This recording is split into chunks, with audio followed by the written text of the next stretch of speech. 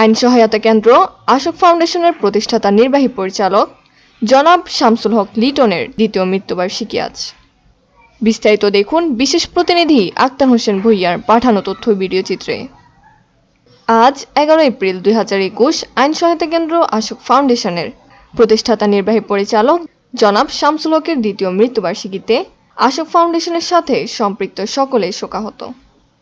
মরহুম জনাব শামসুল হক লিটনের দ্বিতীয় মৃত্যুবার্ষিকীতে তাহার পরিবারবর্গ ও আত্মীয় স্বজন বন্ধু বান্ধবের প্রতি সমবেদনা জানাচ্ছেন জনপ্রিয় আইপি টেলিভিশন diptv.com এর চেয়ারম্যান ও জাতীয় দৈনিক দিন প্রতিদিন পত্রিকার সিনিয়র সহ সম্পাদক এবং আইন সহায়তা কেন্দ্র আশোক ফাউন্ডেশনের সাবেক কেন্দ্রীয় পরিচালক মোহাম্মদ আব্দুস সামাদ রুবেল এবং চলতি দায়িত্বরত কেন্দ্রীয় পরিচালক জামাল চৌধুরী বিপ্লব, চট্টগ্রাম আকবরশাহ থানা কমিটির সভাপতি আক্তার হোসেন ভূঁইয়া সহ আর অনেকে।